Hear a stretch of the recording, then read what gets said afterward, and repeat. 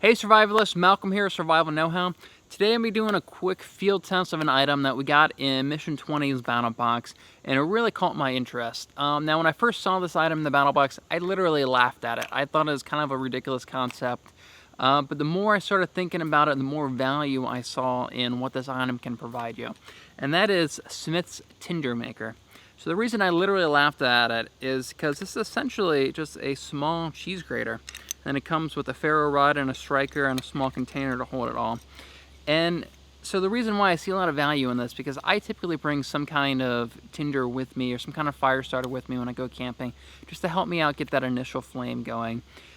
But those are always a one-time use item, right? You use it and that's it, you know. What you have here is essentially a limitless supply of fresh tinder to use wherever you are. You know, you can keep this one item in your camping bag or your bug out bag and not have to worry about it, not have to worry about having some kind of tinder to help you get the fire started. So I'm pretty intrigued by this, and I really want to test this out and see how well this tinder cheese grater actually works. So that's what I'm going to be doing today. We're going to be field testing the Smith's Tinder Maker. Stay tuned.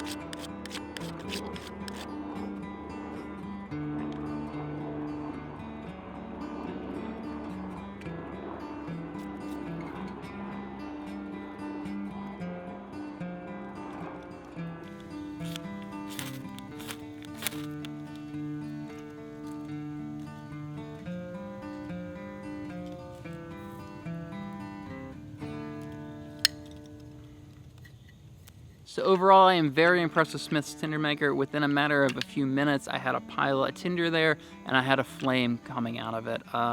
Very impressed. I'm definitely going to be bringing this along with me next time I go camping. Now, there was a few times that it did take me a lot of sparks to actually get a flame, and that has more to do with the quality of the branch that I was using to make the tinder than it does this product. So when you're picking out a branch to use to make tinder or a feather stick or anything, you typically want a pine tree, right? You've all heard of fat wood, which is just the resin-saturated pieces of wood within a pine tree. The resin in the pine tree is very flammable. So find a pine tree, find a dead pine tree that's up off the ground, maybe it's stuck on another tree or something, because if the pine tree is actually on the ground, it's just going to absorb all that moisture and the wood is going to get soggy and it's not going to be very good for using to make tinder or any kind of fire. And when you break off a branch from the tree trunk, try to use the part of the branch that's closest to the trunk. That's going to have the most resin in it. And you can actually smell it. It smells like a pine tree, smells like the resin, and it has kind of a golden color to it versus the rest of a branch, which might have kind of a pale color to it. So if you use the right branch along with this, man, it produces phenomenal tinder.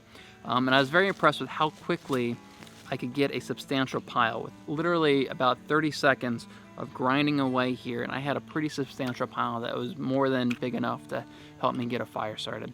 So I'm very impressed with Smith's Tinder Maker. I'm definitely going to be bringing this along with me from now on when I go camping. I'll have links to this down in the description if you guys want to find out more about it. And that's it for today. Kind of a quick video. Until next time, remember, knowledge weighs nothing. So long.